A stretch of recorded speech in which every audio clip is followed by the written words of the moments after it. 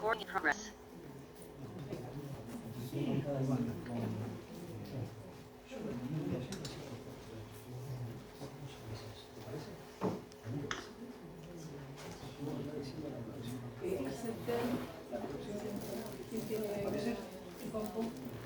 Hay que aceptar ahí la grabación. Antes de entender.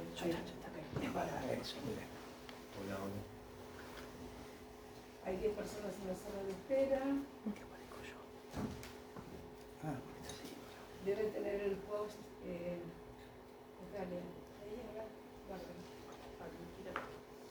Admito. Todo. Bien.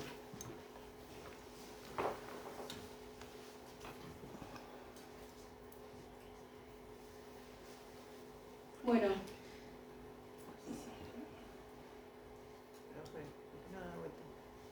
Dice, ¿por qué no le da vuelta? Para allá, para que lo vean aquí. ¿Ahí? Por la cámara, ¿no? Por la cámara, tiene una cámara. Sí. Tiene que girar la Sí, cámara. igual acá estamos transmitiendo en vivo en YouTube, perdón, en Facebook, así que eso se ve para adelante. Pero esa gente que está dentro de la computadora, están todos ahí. Me está viendo a mí, tiene razón. ¿Y Sí. cómo hacemos? Sí. Gira, tiene que girarlo. Da vuelta para allá que lo vea. Y Claro, eso pero sí, para manipularla nos va a complicar a nosotros, me parece. A ver. Eso es lo Claro. que yo avisé. Claro. Para manipularla nos va a A menos que complicar a tenga cámara nosotros. frontal, ¿no tiene? Vamos a tener que hacer un curso. si no tiene Tiene que razón. del otro lado. Sí, sí.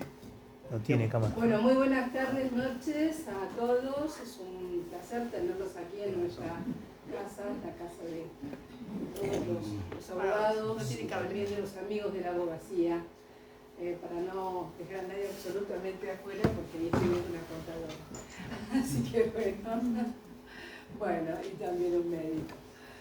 Bueno, esta presentación que vamos a realizar en el día de hoy es nuestro segundo encuentro como Instituto de Bioética del Colegio de Abogados de Rosario. Mi nombre es María Alejandra Pasquet, soy la presidenta del instituto y bueno, voy a presentar quienes van a hacer, digamos, de anfitrión, también de disertantes, de moderador, y también tengo el gusto de que creo que está presente nuestra vicepresidente, la doctora Natalia Arancibia. ¿Puede ser, Natalia, que estés?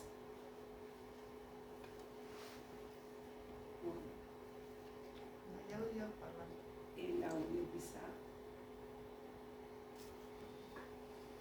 No, está el audio. Buenas tardes, ¿se escucha?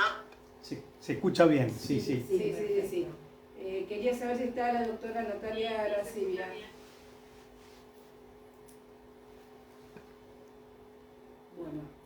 Bueno, seguramente luego se nos va a unir. Así que, bueno, voy a presentar a la doctora, nuestra secretaria del instituto, la doctora Alcira Giannieri, que va a ser de maestra de ceremonias, y también al doctor Pablo Davoli, que es nuestro vicepresidente y va a moderar el evento. Así que, bueno, y aquí ya nos encontramos con el doctor Ramiro Cabezas. También tenemos presente acá el doctor Oscar Cuccinelli. Y bueno, nos vamos a comunicar enseguida también con, ahora sí, con el doctor Javier Albornoz de Chile. Así que bueno, sí. Y estamos transmitiendo en vivo exitosamente por la página de Facebook del instituto, ¿eh? Así que lo pueden compartir y nos ayudan a difundir también los que están acá. Así es, y agradecemos mucho. Bueno, y también tenemos presente a nuestro tesorero, que es el doctor Jorge Ritman. Así que bueno, muy buenas tardes, espero que disfruten el evento y después vamos a pasar un papel para que ustedes se puedan inscribir a que quieran el certificado de este encuentro. Bueno, muy amable a todos y bueno, nos vemos. Doctora Alcira.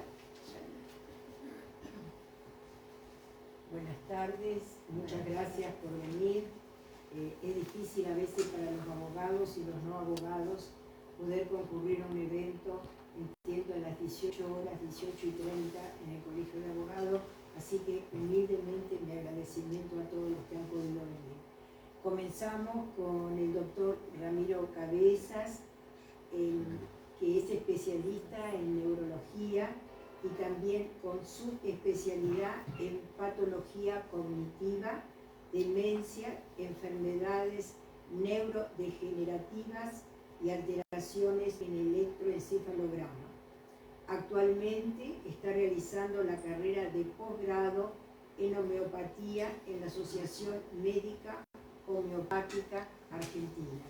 La verdad que sus antecedentes son numerosos y solamente voy a limitarme en su experiencia laboral, que es en el Arroyo Seco, Clínica Martín, guardias en Clínica Neuropsiquiatría, Clínica del Sur, consultorios externos en Pérez, consultorio de internación neurología en Sanatorio Regional San Lorenzo, consultorio de neurología Sanatorio de la Mujer, consultorio de neurología Sanatorio Saladillo, Constantino Zorrilla, consultorio Interconsultas Sanatorio Los Alerces, consultorio Sanatorio Mapasi, consultorio Sanatorio Delta, Sanatorio Güemes, Sanco, Veraregú Chañar Ladeado, Centro Médico Rivero Cobre, Villa Gobernador Galvez, Sanco Chavás y consultorio Clínica Arteaga. En la actualidad desarrolla la profesión de médico especialista en neurología en consultorios Fisherton, Sanatorio de la Mujer, Levinca, Sanatorio Mapasi, consultorio y consultorio particular. Doctor, le concedemos la palabra y bueno, que lo mejor para usted en esta disertación. Bueno, muchas gracias. Buenas tardes a todos. Gracias al Colegio de Abogados por la invitación, al doctor Pablo Dauri. Y bueno, esta noche lo que nos compete hablar es un tema muy polémico, que es el de los neuroderechos. La próxima, por favor. Yo hice una especie de resumen de lo que vamos a tocar en esta charla. Y al hablar de neuroderechos nos tenemos que dirigir al órgano fundamental que forma parte de nuestro sistema nervioso, que es el cerebro. Así que ahí vamos a hacer un breve repaso anatómico del sistema nervioso, de la neuroanatomía.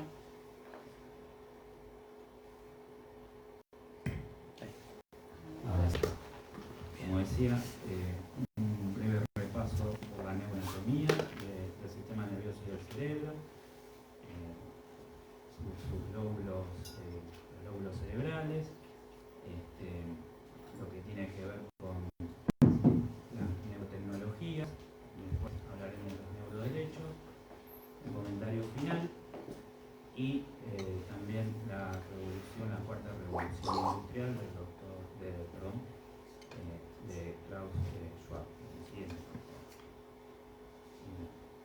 Bien, ese cielo estrellado representa una comparación de lo que tiene que ver el sistema nervioso, el tejido nervioso, con el cerebro, ¿no? Se dice que hay aproximadamente 1 billón de células nerviosas, llamadas neuronas, que forman parte de este tejido, y comparándolo con un cielo estrellado, habría tantas estrellas como neuronas hay en nuestro cerebro. Siguiente, por favor.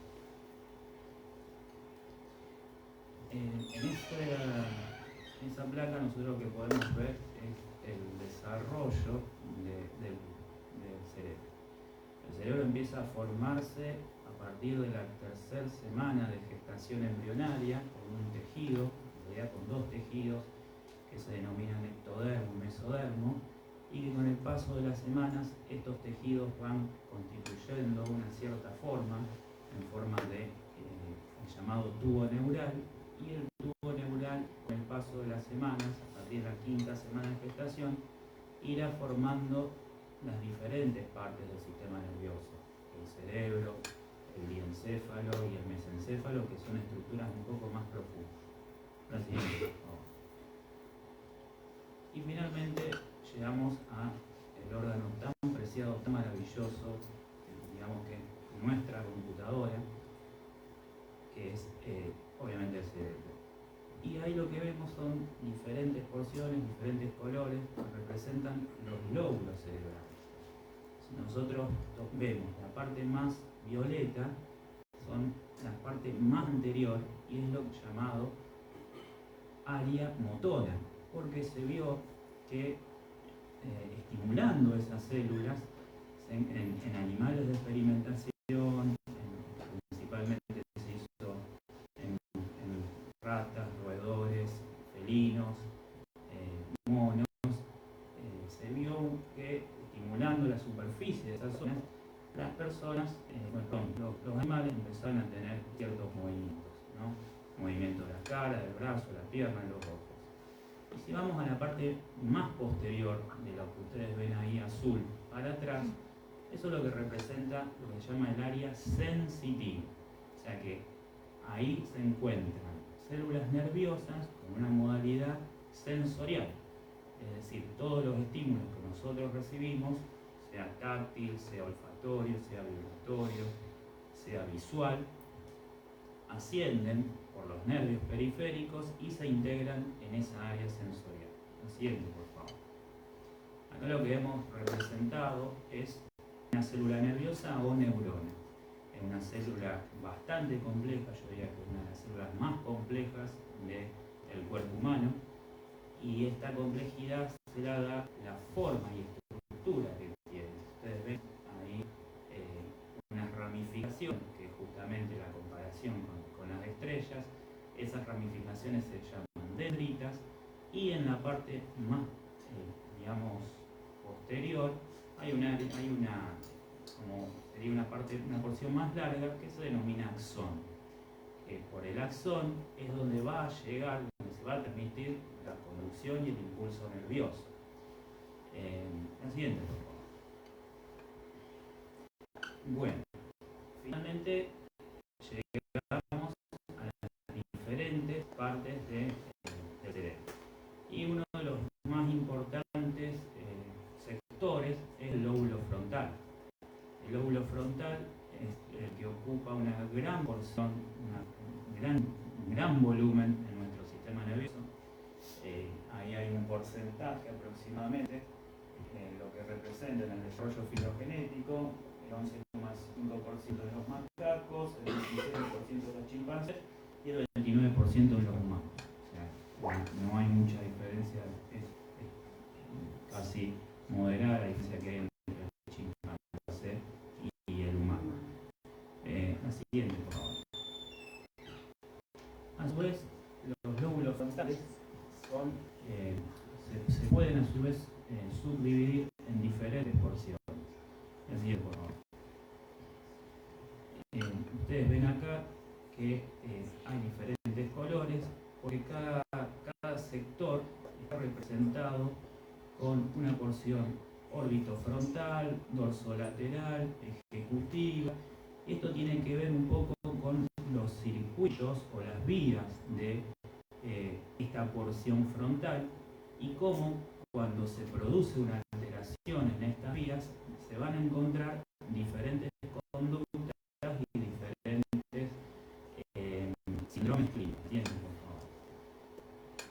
En este caso vemos un circuito que se denomina circuito orbitofrontal lateral y como bien se dice ahí, este circuito está informado, integrado, se encarga de la regulación de lo que tiene que ver con las conductas sociales y la inhibición.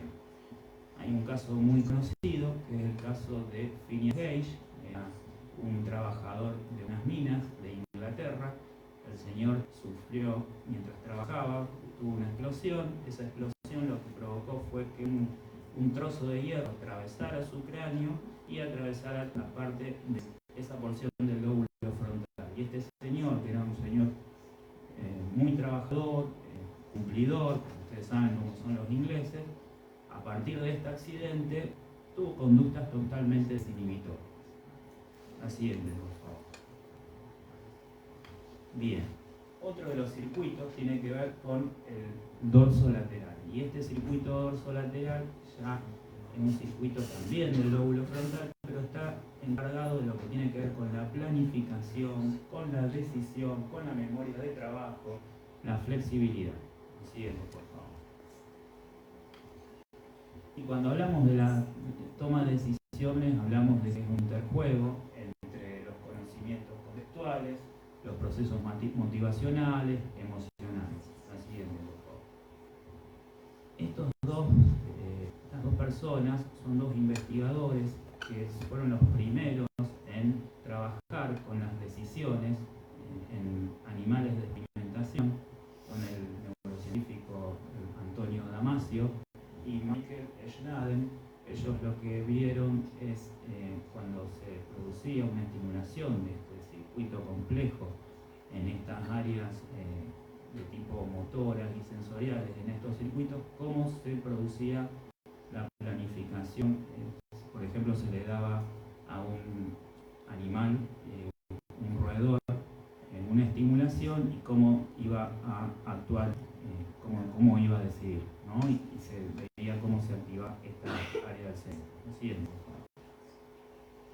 Bien, entonces, una vez que nos introducimos, ya tenemos una idea de cómo está formado parcialmente el cerebro, con todas sus estructuras, con todos sus lóbulos, y fundamentalmente con el lóbulo frontal, que es el lóbulo que está íntimamente relacionado con la conducta humana y las planificaciones. Entramos con lo que tiene que ver con lo que estamos viviendo actualmente, que son estas tecnologías o neurotecnologías, tecnologías de avanzada, y que en el sistema que actualmente nos encontramos vemos continuamente y utilizamos, tanto un celular, una computadora, desde un teléfono, todo. La siguiente, por favor.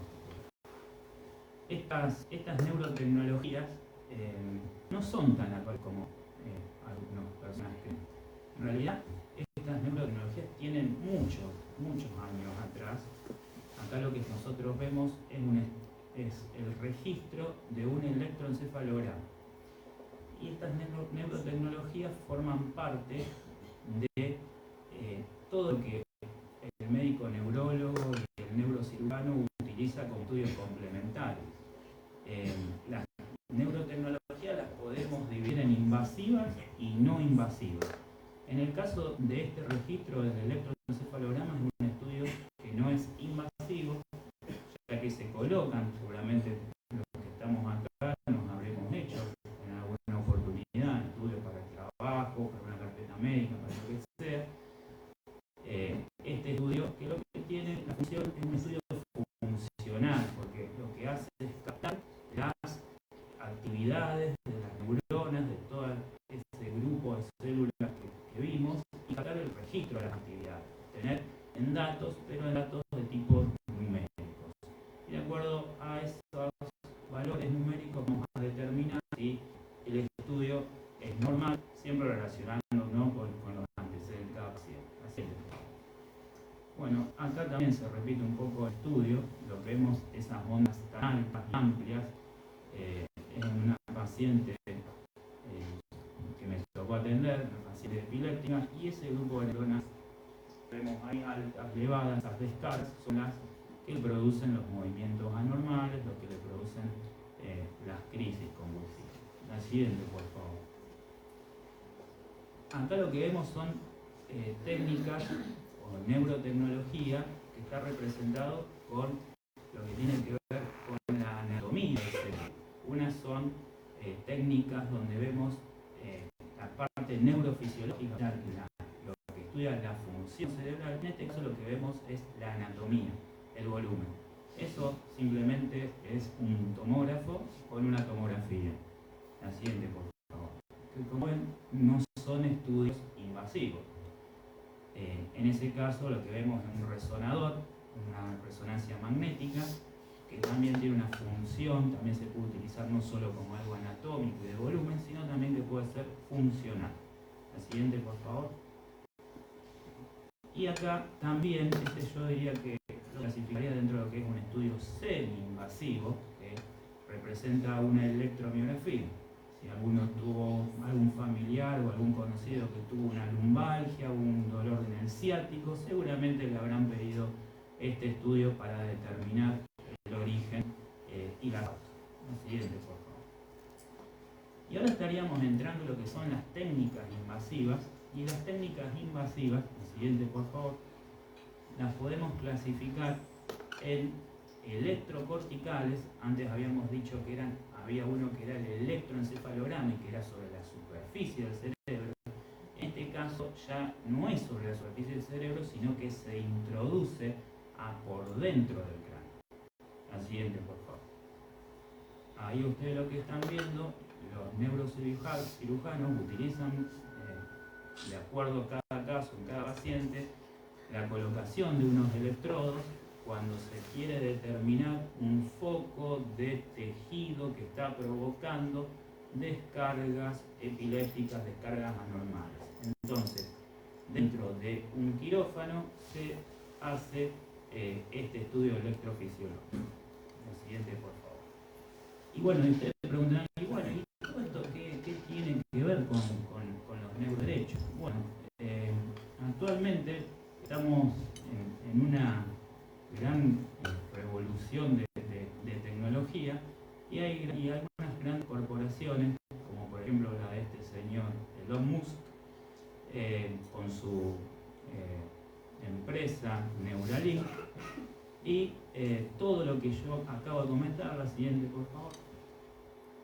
Ellos lo que están intentando hacer es, de alguna manera, tratar de obtener la cura para enfermedades neurológicas, neurodegenerativas como el Parkinson, el Alzheimer, las epilepsias, a través de lo que sería descifrar todo este complejo de redes neuronales tan difíciles, y por intermedio de la colocación de unos electrodos, en este caso, como habíamos visto anteriormente, unos electrodos profundos, tratar de, obtener cómo es el pensamiento, la planificación, la ideación.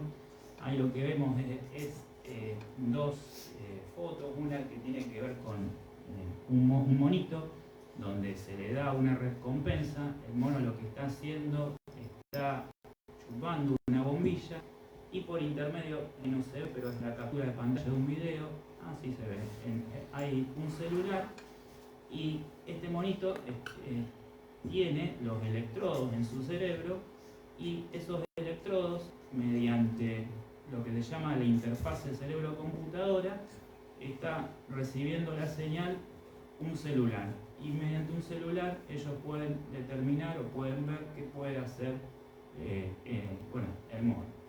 Una cosa futura, que lo que promete este señor Elon Musk, es la creación de un robot, ¿no? para aquellas personas que lo que él considera tareas aburridas, tareas domésticas, pero con una interfase cerebro-humano.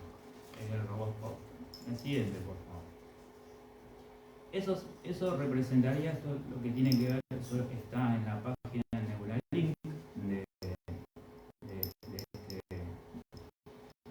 señor Elon Musk, y es lo que representaría son los electrodos, ¿no? Como técnica invasiva, que se colocarían en la superficie cerebral, y que con cuyas buenas intenciones sería el mejoramiento de estas enfermedades neurológicas que por el momento no tienen una cura definitiva.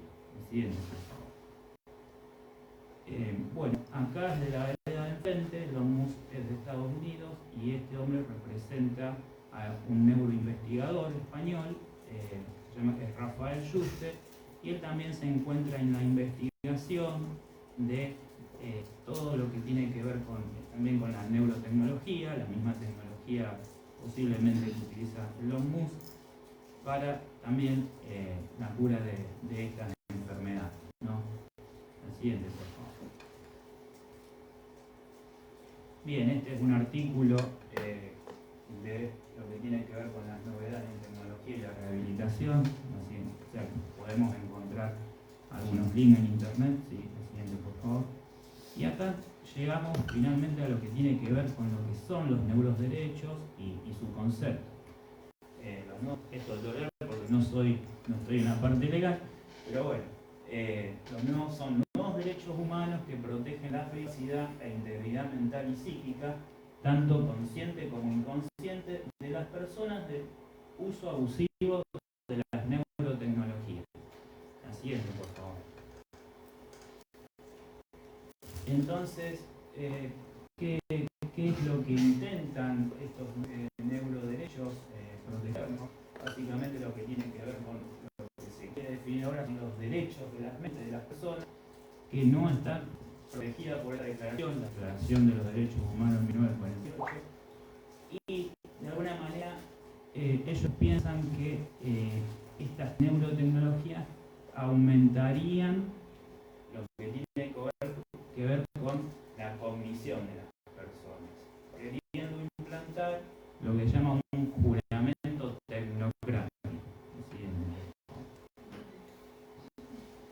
Y bueno, estos son los 4 principales derechos. Derecho a la libertad cognitiva, que consiste en tener el libre albedrío de utilizar o rechazar una tecnología.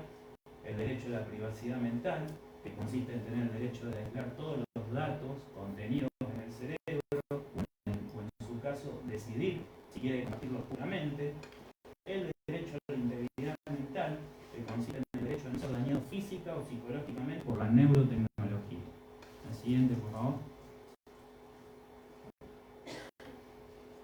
Y por último, un derecho a la continuidad psicológica, que sería el derecho a estar protegido de las alteraciones del sentido de la identidad en caso de no haberlo autorizado. El neuromarketing es una técnica en donde los anunciantes descubren la forma en que el cerebro toma decisiones de compra y cómo iniciar esas decisiones. La siguiente, por favor. Eso, por ejemplo, lo podemos ver en las redes sociales, cuando entramos al Facebook, cuando entramos al Twitter, donde nosotros colocamos un color determinado que nos gusta y enseguida se forma una tendencia y empiezan a aparecer propagandas de autos con ese color, de lo que sea, de cualquier uso material. La siguiente, por favor. Bien, eso forma parte de otras estructuras de nuestro cerebro, está íntimamente relacionado con lo emocional. Es el órgano que se llama hipocampo, es una pequeñísima, muy pequeñísima estructura, de hecho tiene la forma de un caballito de mar, que se encuentran los lóbulos temporales, que junto con los lóbulos frontales, los lóbulos temporales son los determinantes de la conducta y de las emociones. Así que fíjense en esta gran computadora, todo lo que se puede llegar a intentar manipular. La siguiente, por favor. Y esa estructura tan pequeña es la amígdala y está relacionada con el miedo. La siguiente, por favor. Bien.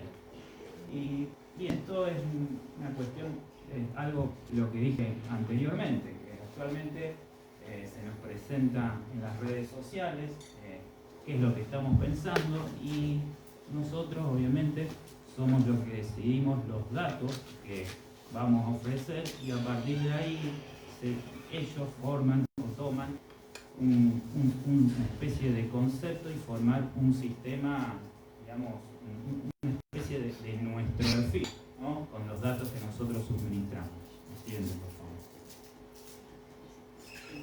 Bien, esto es una frase que obtuve de este link del diario Infobae, donde dice que pueden, a partir de tus ondas cerebrales y tu funcionamiento neuronal, leer lo que tú piensas, sientes e incluso tu inconsciente. Pero si lo pueden leer, también pueden escribirlo y pueden poner en tu cerebro, sin que tú te des cuenta, pensamientos que no son tuyos. La siguiente, por favor. Bueno, y este señor aquí, seguramente ustedes lo conocerán, es Klaus Schwab, él es el titular del Fondo Monetario Internacional, el autor del libro 2019, El Gran Reseteo, y esto simplemente es una captura de pantalla de un video, de una charla que él estaba dando, una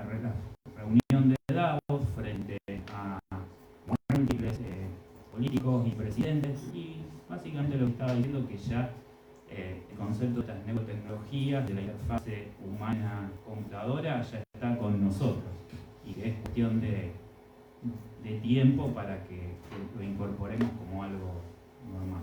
Así es. Y ahora yo me pregunto, y le hago las preguntas también a ustedes, quedarán ahí pendientes, y algunas preguntas son: ¿serán los chips y los nanochips quienes reemplacen nuestros pensamientos? ¿Pondrán en un futuro no muy lejano controlar nuestras mentes? ¿Será posible mediante las nanotecnologías encontrar la cura de enfermedades crónicas como las demencias tipo Alzheimer, Parkinson y las epilepsias? ¿Conseguiremos ampliar nuestro desarrollo cognitivo con estas tecnologías? ¿Cómo serán utilizados los neuroderechos en las redes sociales? ¿Cómo reaccionarían nuestro cuerpo, mente y cuerpo a estos implantes? Presidente. Y por último, mi punto de vista: la naturaleza y la embriología humana nos provee de un órgano tan maravilloso como el cerebro, con capacidades únicas e irrepetibles en cada uno de nosotros, con funciones de protección, almacenamiento y planificación, con posibilidades de ampliar la cognición a través de estimulación cognitiva y ejercicio físico, talleres de memoria, ajedrez, aprendizaje de un instrumento, etc., sin requerir de ningún tipo de manipulación e implantación sobre el tejido nervioso, con fines de optimizar nuestras mentes, llámese memoria y razonamiento, porque estas nuevas tecnologías deberían regularizarse para casos sumamente puntuales, justificando su elección en la medida que se hayan agotado otros tratamientos. Presidente, y muchas gracias por su atención.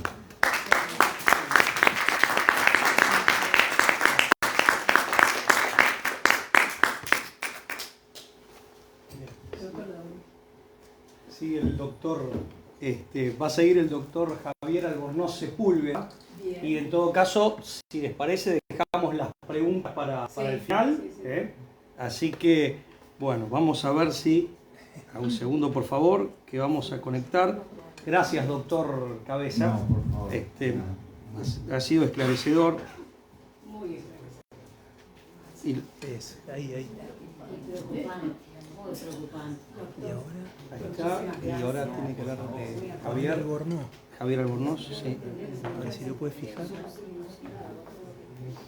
Los tres puntitos. Sí. Ordenada. Yo porque lo veo de frente. Estás viendo que dice anclaje ahí, ¿no? Anclaje. Perfecto. Y el panel de costado se puede sacar.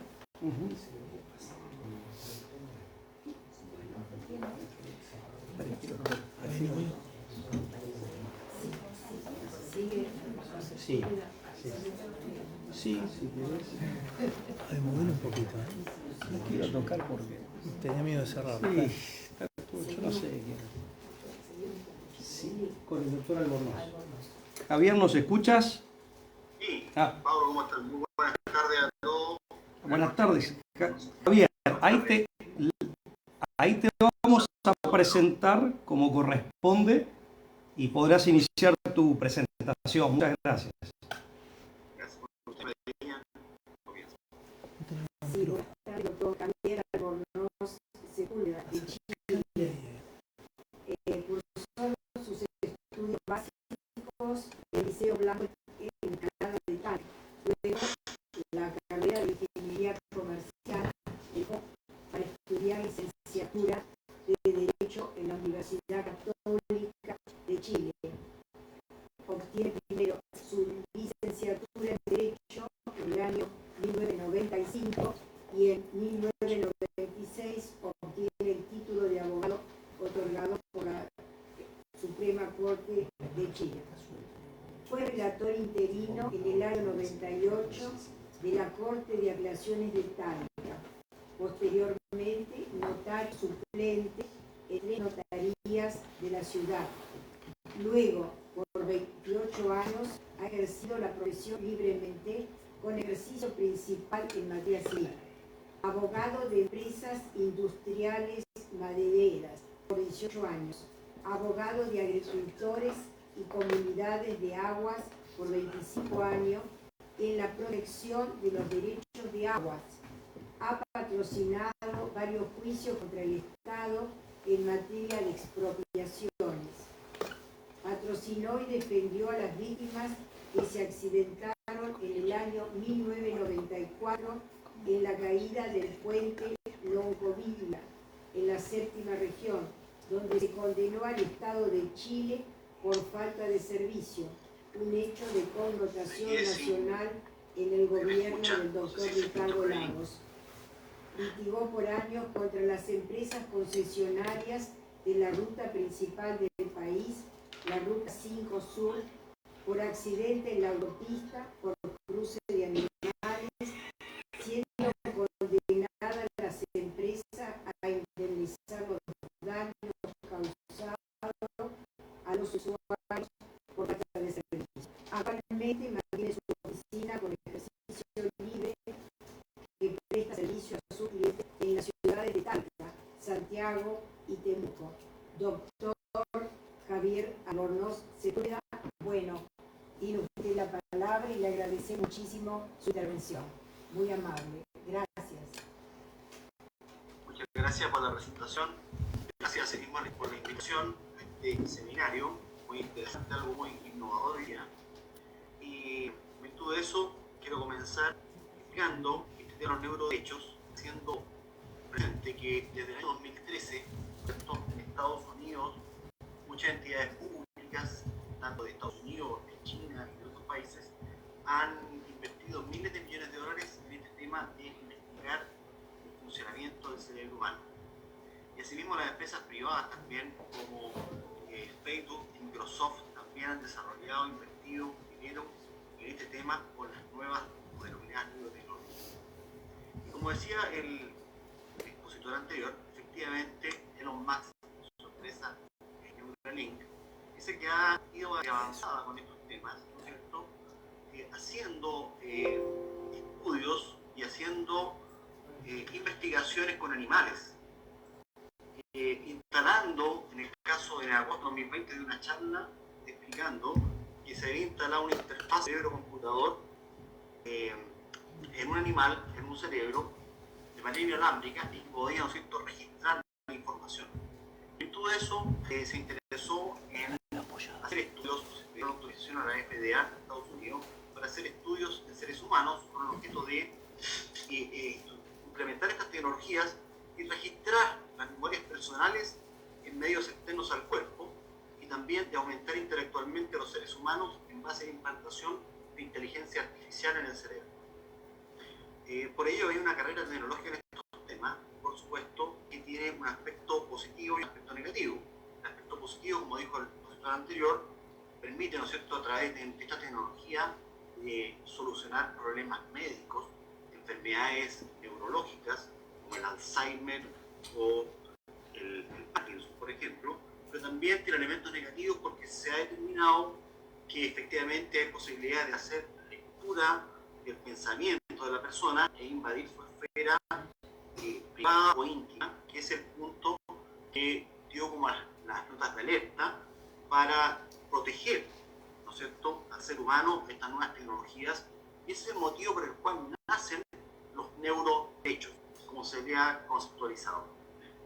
Como efectivamente lo definió el profesor anterior, efectivamente estos neuroderechos son nuevos derechos humanos que protegen la privacidad e integridad mental y psíquica, tanto consciente como inconsciente, de las personas del uso abusivo de las neurotecnologías. Este es el concepto de los neuroderechos y en este caso Chile ha sido un país pionero en estas materias porque aquí se aprobó el 25 de octubre del año 2021 una reforma constitucional en que incorporó los neuroderechos a la Carta Fundamental, siendo el país pionero en estas materias, no obstante que Chile tenía algunas normas de biomedicina, de protección. Desde el año 2006 estaba una ley que protegía la investigación, considerando que la libertad para llevar a cabo actividades de investigación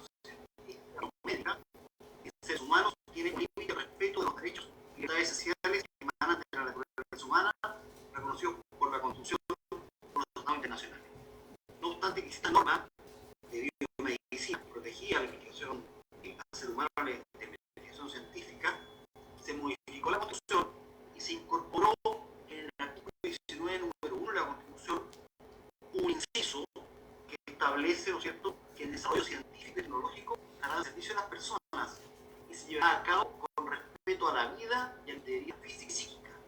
Y agrega que la ley regulará los requisitos, condiciones y restricciones para su utilización en las personas, debiendo resguardar especialmente la actividad cerebral, así como la información proveniente de ella. En virtud de esta reforma constitucional, se agrega este concepto de resguardar la actividad cerebral como la información que proviene del cerebro. La moción parlamentaria señaló en su momento que lo que buscaba esta ley es proteger la integridad y la indemnidad mental con relación al avance en las neurotecnologías. Y protección que la resume en dos aspectos. Primero, la privacidad mental, es decir, los datos del cerebro de las personas se tratan de una confidencialidad equiparable a la de los trasplantes de órganos. Y segundo, proteger el derecho a la identidad, manteniendo la individualidad de las personas. Eso fue el objeto de la reforma constitucional y que llevó a que el Congreso discutiera una ley para complementar esta norma, y que es la ley, es el boletín 13.828/2019, que desarrolla el concepto de los neuroderechos en la legislación por bajo de la Constitución. Y aquí en esta ley, ¿cierto?, en este proyecto de ley, se definen los conceptos de los neuroderechos, dice, como nuevos derechos humanos que protegen la privacidad e integridad mental y psíquica, tanto consciente como inconsciente, de las personas del uso abusivo de las neurotecnologías. O sea, la definición de los neuroderechos es para hacer frente al abuso de la neurotecnología. Así se definen como nuevos derechos humanos. También la neurotecnología como tal la define como el conjunto de dispositivos, métodos o instrumentos no farmacológicos que permiten una conexión directa o indirecta con el sistema nervioso. También señala la interfaz cerebro-computadora, señalando que es un sistema electrónico, óptico o magnético, que bien mide la actividad del sistema nervioso central y la convierte en una salida conectada a una máquina o computadora, o que genera una respuesta artificial que reemplaza, restaura, complementa o mejora la respuesta del sistema nervioso central y por tanto modifica las interacciones e impulsos entre el sistema nervioso central y su entorno externo o interno. Da por supuesto que mejora el sistema nervioso natural, y eso es un tema discutible. Señala también el concepto de los datos neuronales como aquella información obtenida directo o indirectamente a través de patrones de actividad de las neuronas, cuyo acceso está dado por neurotecnología avanzada, incluyendo sistemas de registros cerebrales, tanto invasivos como no invasivos. Agregando estos datos, contienen una representación de la actividad psíquica, tanto consciente como subconsciente, y que corresponden a la parte más íntima del ser humano. Toda esta investigación que se ha desarrollado, y por qué Chile es el país pionero, ¿cierto?, es porque en Chile se desarrolló el Congreso Futuro, donde han participado muchos científicos, sobre todo de Estados Unidos, don Rafael Yuste, neurobiólogo español, que estaba a cargo del proyecto Prime, iniciado en el gobierno de Barack Obama en el año 2013. Ellos han desarrollado el concepto de los neuroderechos y a través del Congreso Futuro protegieron a Chile y se asociaron con la Universidad Chilena y con especialistas para dictar, ¿no es cierto?, un proyecto de ley que proteja a las personas de este avance de las neurotecnologías. Y en ese estudio, ¿no es cierto?, ellos señalan que los principales 5 neuroderechos los definen como el derecho a la privacidad mental, es decir, a los datos cerebrales de las personas, que estas neurotecnologías no tengan acceso a esa parte del cerebro, el derecho a la identidad y autonomía personal, derecho al libre albedrío y a la autodeterminación, el derecho al acceso equitativo a la aumentación cognitiva. Este concepto, por supuesto, es nuevo en el sentido de hablar de aumentar las capacidades psíquicas del individuo a través de neurotecnología. Lo agregan como un neuroderecho, lo vamos a analizar. Y agregan el derecho a la protección de sesgos de algoritmos o procesos automatizados de toma de decisiones. La ley, en su boletín 3828, señala, perdón que tengo una interrupción por ahí, señala que los objetivos de esta ley, ¿no es cierto?, son 3. Y aquí hace una mezcla de 2 temas que yo quiero contar, que me parece que tienen que haber ido separados. Primero, hace referencia a la protección de la integridad física y psíquica de las personas a través de la protección de la privacidad de los datos neuronales, el derecho a autonomía o libertad de decisión individual. Y luego habla del acceso sin discriminaciones arbitrarias a aquellas neurotecnologías que conlleven aumento de las capacidades psíquicas. Son temas distintos. Una cosa es proteger la privacidad y otra cosa es tener acceso a la neurotecnología. ¿Ya? Segundo, fomentar la concordancia entre el desarrollo de las neurotecnologías e investigación médico-clínica con los principios éticos de investigación. Y así que sean favorables al bien y al beneficio común. Y como tercer objetivo, garantizar la información a los usuarios de neurotecnologías sobre sus potenciales consecuencias negativas y efectos secundarios. Y agrega, y el derecho al control voluntario sobre el funcionamiento de cualquier dispositivo conectado a su cerebro. En suma, el contenido esencial de los neuroderechos se trata, dice el proyecto de ley, estoy defendiendo el proyecto, que el objetivo esencial del proyecto de ley está marcado en el anclaje de la dignidad humana, en proteger, ¿no es cierto?, todas estas facultades del ser humano en el aspecto de la privacidad de la mente, la integridad física y psíquica, la libertad e intimidad del pensamiento y el acceso sin discriminaciones a las neurotecnologías. Agrega ese como derecho esencial. Posteriormente, las medidas que contienen cualquier integridad y privacidad la resuma en 5. Dice que queda prohibida cualquier intromisión o forma de intervención en cuestiones neuronales o intrusión o a nivel cerebral mediante el uso de neurotecnología, interfaz cerebro-computadora o cualquier otro sistema de dispositivo que no tenga consentimiento libre, expreso e informado de la persona o usuario del dispositivo. Por lo tanto, esta protección del individuo de que no sea, ¿no es cierto?, sobrepasado por la neurotecnología, se termina o se acaba en el momento en que él preste el consentimiento. Si presta el consentimiento, ¿no es cierto?, se levantan estas prohibiciones. Agrega que en el caso de aquellas áreas de investigación clínica, se les el consentimiento y se otorgue a través de las normas que dice el Código Sanitario chileno. Que queda prohibido cualquier sistema o dispositivo, ya sea de neurotecnología, interfaz cerebro-computadora u otro, cuya finalidad sea acceder o manipular la actividad neuronal de forma invasiva o no invasiva, si puede dañar la continuidad psicológica y psíquica de la persona, es decir, su identidad individual, o si disminuye o daña la autonomía de su voluntad. Queda prohibido esa intervención. También señala que la limitación de la tecnología será siempre la protección de los sustratos mentales de la identidad personal, que agrega algunas excepciones en casos clínicos.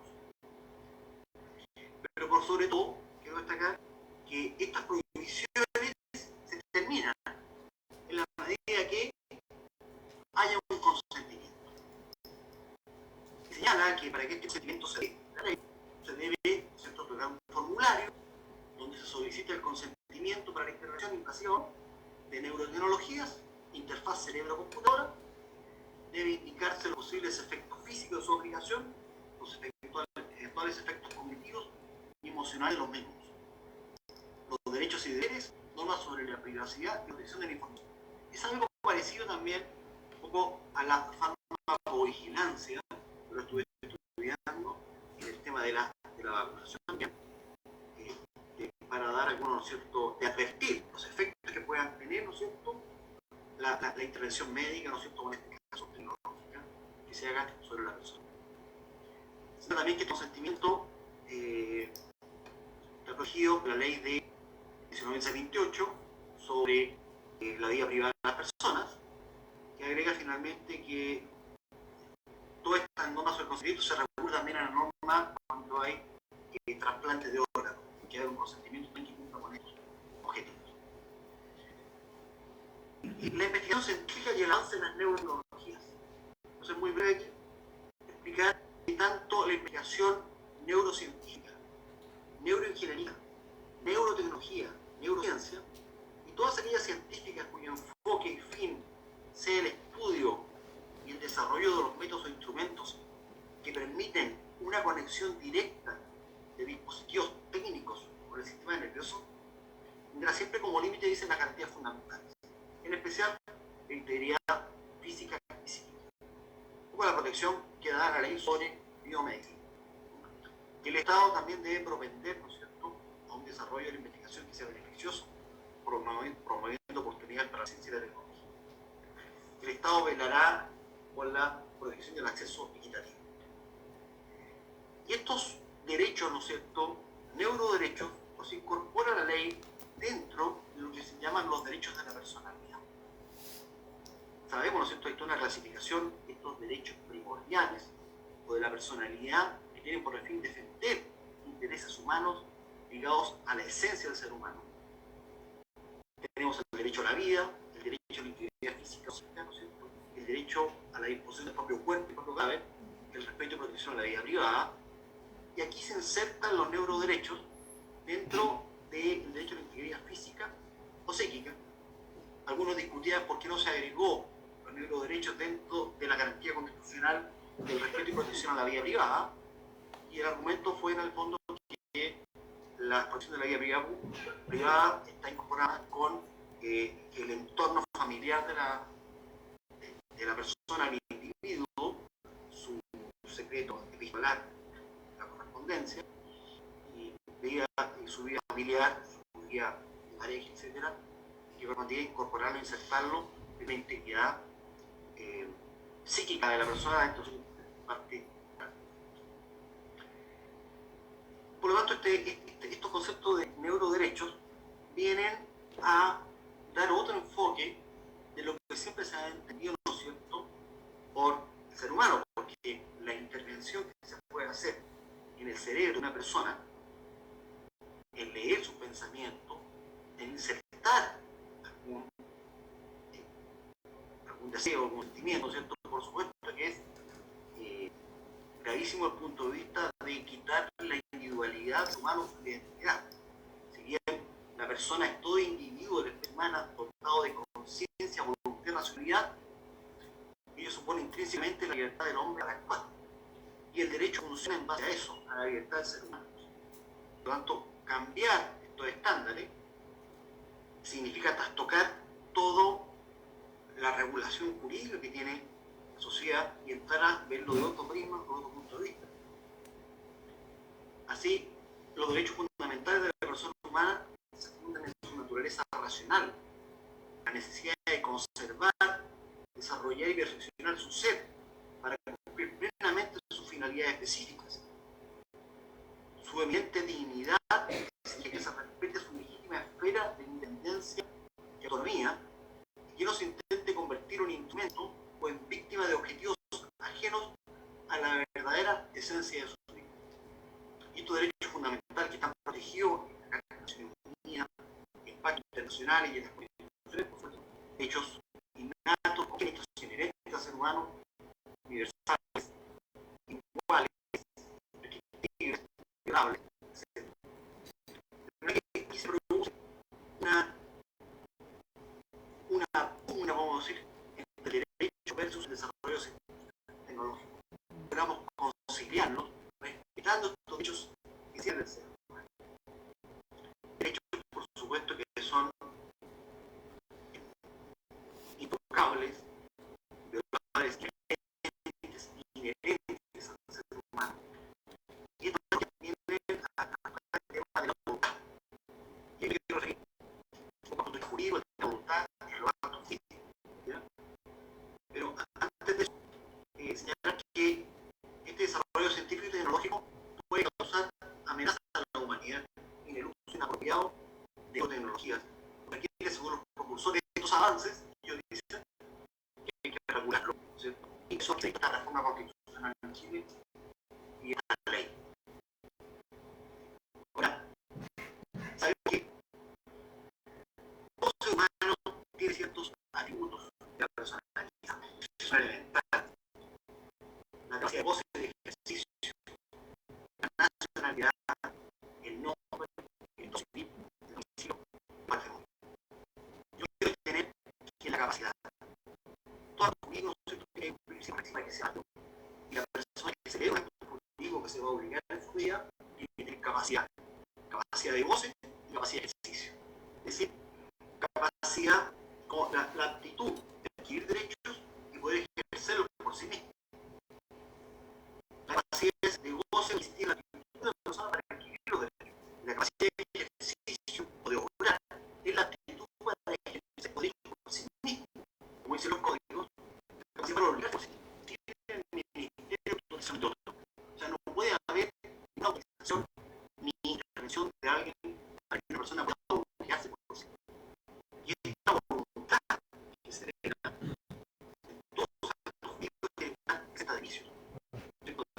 Fuerza, error, fuerza o dolo, y tiene que ser una capacidad, ¿no es cierto?, limpia, no se puede ejercer la voluntad para acelerar. Por eso, interferencia o manipulación del cerebro, de las neuronas de la persona, por un dispositivo que tiene emociones o pensamientos, esa voluntad debería ser propia.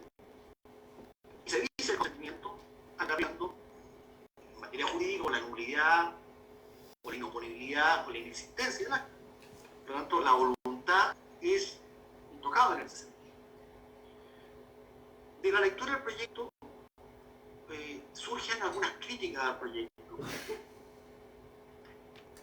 como por ejemplo en su artículo 2, letra D, del proyecto de ley que está hoy día en el Congreso, al hablar de que son nuevos derechos humanos que protegen la privacidad e integridad mental, tanto consciente como inconsciente, de las personas de uso abusivo de tecnologías. En realidad, lo que pretende proteger son amenazas a viejos derechos, como es la privacidad, la intimidad psíquica. Estos derechos ya están protegidos, están consagrados en las constituciones. No es un derecho nuevo. Lo que busca esta ley, ¿no es cierto?, la primera crítica que vamos a hacer al proyecto, es que quiere proteger al ser humano de amenazas, pero no hay un derecho subjetivo como tal que se esté infringiendo. Es el resultado solamente de la posibilidad de uso abusivo de la neurotecnología.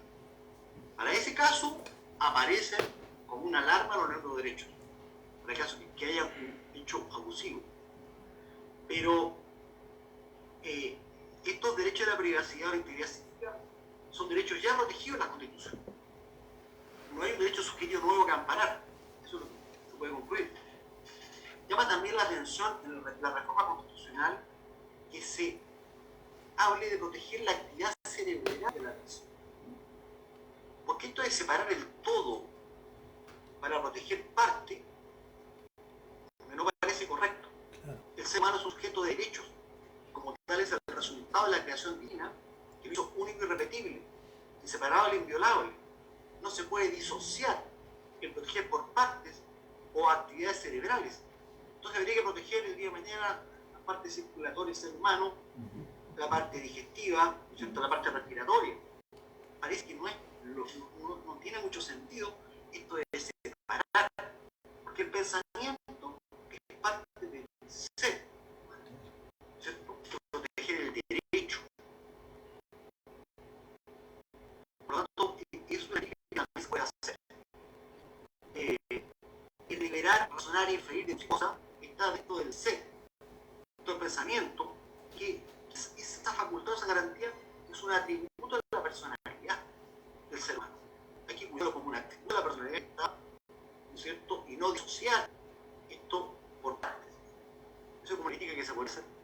Desde el punto de vista científico, leyendo por ahí también, se dice que el ser humano, ¿no es cierto?, una postura, el señor MacLean, norteamericano, dice que el cerebro, el ser humano tiene más de un cerebro. Dice que tiene 3 sistemas neuronales. Algunos hablan del cerebro reptiliano, el tallo cerebral y el cerebelo, que se ocupa de la supervivencia inmediata del ser humano, las funciones más básicas, el cerebro límbico, la médula cerebral, que se ocupa de las emociones, y el cerebro, el neocórtex, que se ocupa del pensamiento racional y lógico.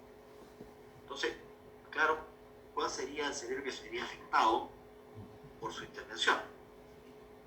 En nuestro concepto bastaría proteger al ser humano su derecho esencial, en la privacidad, integridad e intimidad, de las invasiones externas para proteger su actividad cerebral. Bastaría eso. Como lo decía la ley de biomedicina. Proteger los derechos fundamentales. Avanzando un poquito los peligros que vemos, se puede afectar pérdida de intimidad a través de la neurotecnología que pueda leer el pensamiento, que permitan el acceso a la información mental de las personas. Hay un peligro de perder la intimidad. Una exposición pública de los sentimientos, deseos de las personas a través de la neurotecnología que se puede abrir a terceros, donde la persona no quiera, digamos, de reconocer esto. Una dependencia de la tecnología. Por ejemplo, si hay un aumento cognitivo de una persona a través de la instalación de un chip, por ejemplo, aumentar las memorias que pueda tener, también eso significa una negatividad para el ser humano, punto de vista que no hacen ese esforzarse por estudiar, por conocer más, por avanzar, porque con el chip le van a instalar, ¿no es cierto?, a la persona estas memorias y va a tener toda la información. Pero no se dice que en virtud de esto la persona va a depender de la tecnología, va a ser esclava de la tecnología y de las empresas proveedoras del chip, porque tiene un problema del chip, se le va a acabar su capacidad, ¿cierto?, cognitiva, porque ya no va a tener esa cosa. Por lo tanto, hay un peligro también en la dependencia de la tecnología. En desigualdades, si una persona se instala ciertas capacidades adicionales, memorias u otras, va a generar desigualdades en el ser humano. Uno va a tener más capacidad y otros menos. Se va a producir diferencias. Pérdidas de libertades, leer la actividad neuronal. La persona no va a ser libre si a través de un dispositivo le pueden, ¿no es cierto?, conocer sus pensamientos o sus sentimientos, sus deseos. También vemos un peligro con el concepto del consentimiento. Sabemos que estas materias son muy complejas. Quizás hasta a los científicos les cuesta entenderlas en algunos temas, y pedirle a una persona de a pie que esté dispuesto a dar su consentimiento, donde le puedan presentar las maravillas que puede presentar esta neurotecnología, y la persona haga uso de esa neurotecnología y después tenga consecuencias nefastas, porque lo ignoraba o su consentimiento lo dio sin toda la información.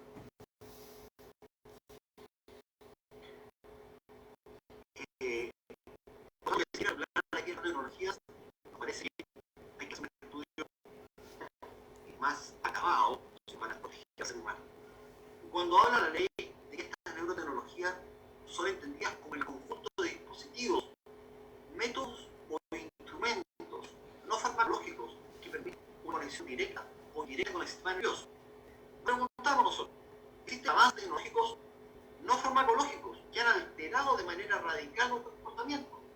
Por ejemplo, la televisión, de internet, hasta algunos métodos desarrollados en psicología o en psiquiatría. Entonces también habría que regularlo. Parece que eso no corresponde, porque ya el ser humano ha tenido, ¿no es cierto?, cambios a través de algunos avances tecnológicos. Podemos señalar que puede haber una pretensión transhumanista, esto de aumentar las capacidades cognitivas del ser humano, ¿no es cierto?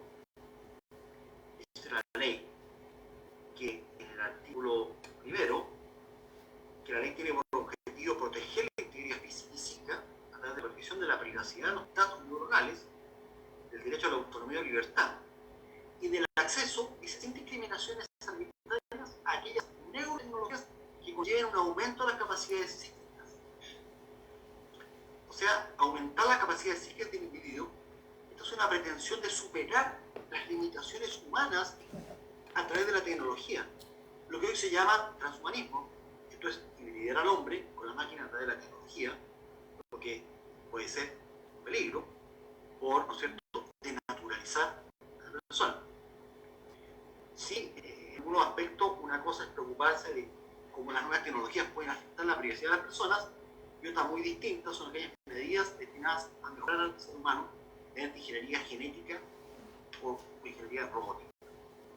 Bien breve, solamente citar 3 cartas fundamentales, ¿no es cierto?, la Declaración Universal de Derechos Humanos de 1948, donde señala en su preámbulo que, considerando los pueblos de las Naciones Unidas han reafirmado en la Carta su fe en los derechos fundamentales del hombre, en la dignidad y el valor de la persona humana y en la igualdad de derechos de hombres y mujeres, y se han declarado resueltos a promover el progreso social y a elevar el nivel de vida dentro de un concepto más amplio de libertad.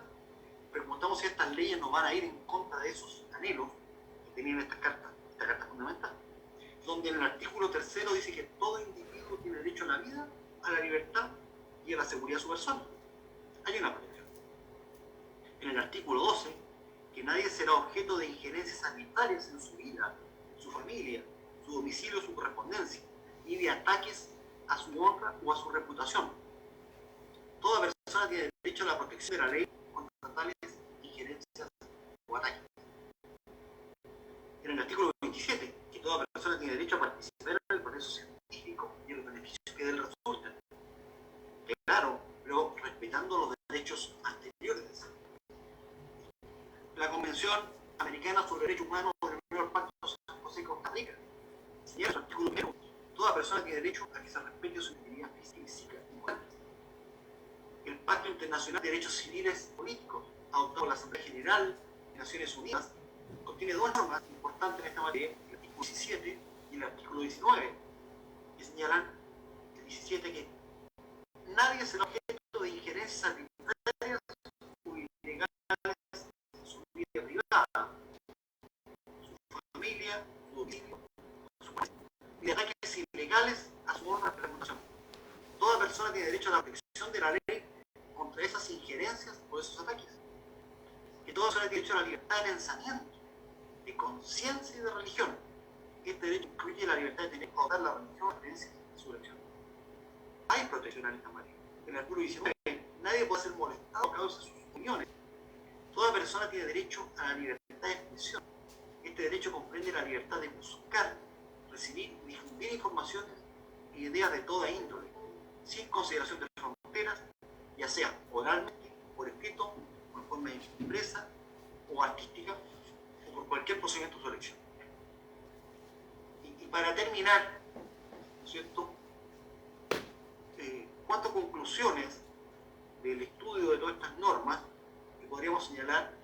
Primero, que el avance científico y tecnológico debe avanzar respetando los derechos fundamentales de la personalidad contenidos en la Carta de Naciones Unidas, viendo al ser humano como un todo, como un ser libre, racional y dotado de conciencia, cuyo fin es su felicidad. Se deben impulsar leyes que resguarden la protección de los derechos fundamentales del individuo como un todo, no por partes, ya que el ser humano es un todo indisoluble, destacando que el cerebro es inviolable e intocable, porque pertenece al ámbito de la identidad singular de cada ser humano, lo que se debe respetar poniendo atajo al desarrollo científico si rompe o altera esa inviolabilidad. Que ya existen tecnologías que podrían leer, como se dice, existen tecnologías que podrían leer directamente el cerebro, lo que se piensa y siente. Pero también dice, podrían implantar sentimientos que no son los propios, lo que es un atentado grave a la identidad del ser humano, a su libertad de pensamiento, a su intimidad y a la privacidad mental. Por lo tanto, eso se debe frenar. Que para avanzar en estos temas complejos se debe entregar a la sociedad toda la información fidedigna del avance científico y las investigaciones Solo así se podrá legislar con toda la información. Hay mucha información que se debe desocultar para la gente, que impiden avanzar para legislar a una sociedad más justa y solidaria. Y finalmente, se debe separar el desarrollo de las neurotecnologías dirigidas a mejorar la salud de las personas, como mejorar enfermedades neurológicas, Alzheimer, Parkinson y otras, lo que es un fin noble y necesario para la humanidad. Se debe separar de los ataques de terceros que puedan sufrir el humano sano normal por la manipulación o lectura de su cerebro, que le reste a este poder de decisión o le invada su esfera de libertad o de gobierno. Eso sería como una conclusión del análisis que he manifestado de esta norma. Con eso pongo fin a mi presentación.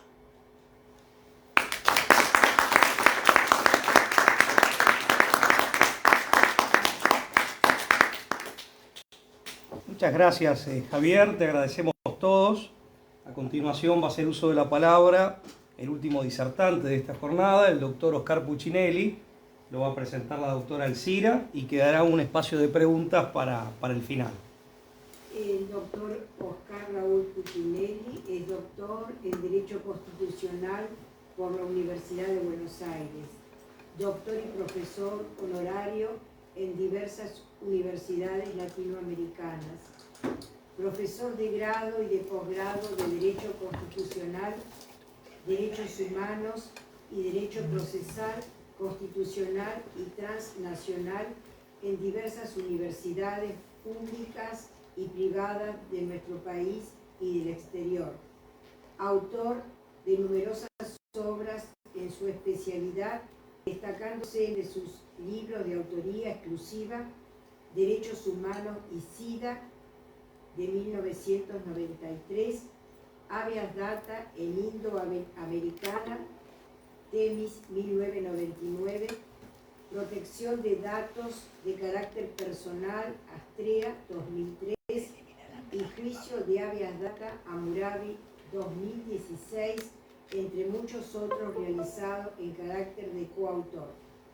Es vicepresidente de la Real Academia Internacional de Protección de Datos y Acceso a la Información Pública y miembro de la Red de Derechos Humanos Digitales, entre otras organizaciones académicas y no gubernamentales. Juez de la Sala Segunda de la Cámara de Apelación en lo Civil y Comercial de Rosario. Doctor Oscar Puccinelli, con mucho agrado lo vamos a escuchar.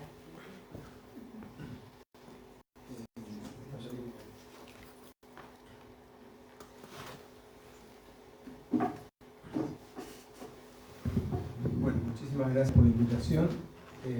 Estamos bastante avanzados en la obra, con lo cual y además se ha hecho mucho de lo que es la ventaja de lo que uno pensaba explicar. Lo ha hecho el médico que ya incursionó en la parte jurídica y bueno, el colega chileno hizo un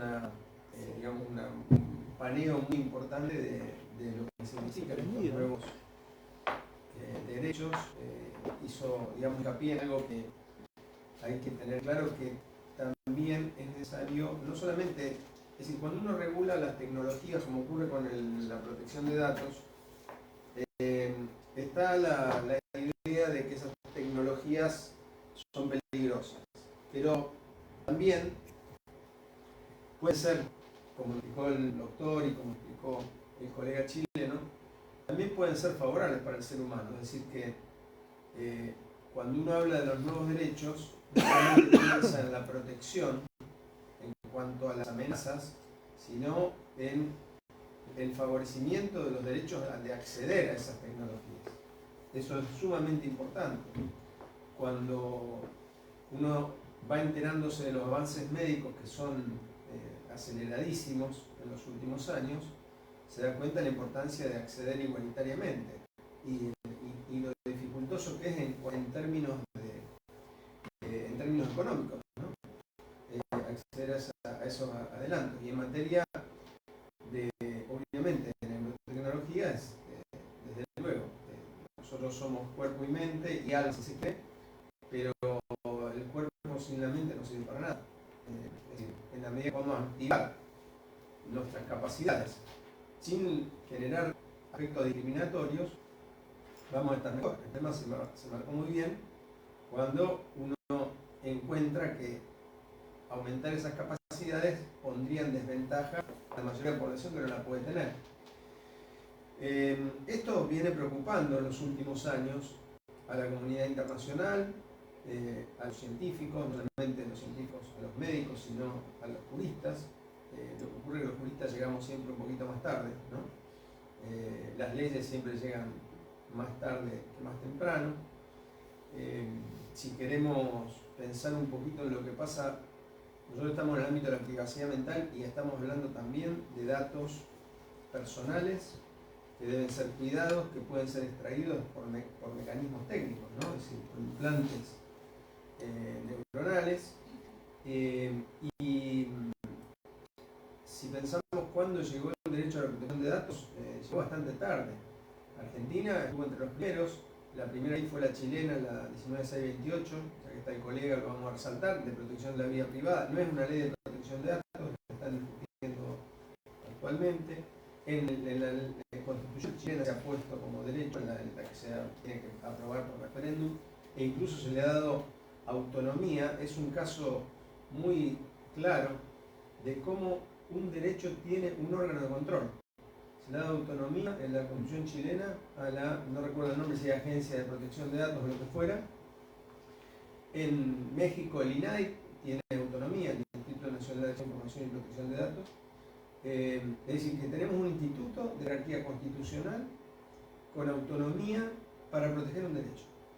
Esto es casi inaudito, ¿no? Esto demuestra la importancia de la protección no solo de la privacidad, sino de los datos, porque con la información se puede hacer mucho y basta remitirse al escándalo Facebook Analytica, Facebook y Cambridge Analytica, ¿no? Es decir, la información que se obtuvo sin implantes, sin nada respecto de las personas a través de inteligencia artificial, segmentación, etc., logra torcer una elección, o logra definir una elección. Lo mismo pasó con el Brexit, fueron muy ajustadas, elecciones italianas también fueron muy ajustadas, y se tiene total claridad que hubo intervención a través de redes sociales de, digamos, equipos que estaban obviamente compuestos por psicólogos, psiquiatras, digamos, antropólogos, bueno, por supuesto, técnicos en computación, ¿no? Pero el estudio de la personalidad, las invasiones a la personalidad se marcaba incluso sin necesidad de tocar a la persona, sin ni siquiera ingresar dentro de su cuerpo. Cuando en 1890 aparecían las tecnologías, unas tecnologías invasivas de la privacidad, antes de 1890, lo que pasa es que eclosiona, es finales del siglo XIX, y me estoy refiriendo a la fotografía, al telégrafo y a la prensa rotativa.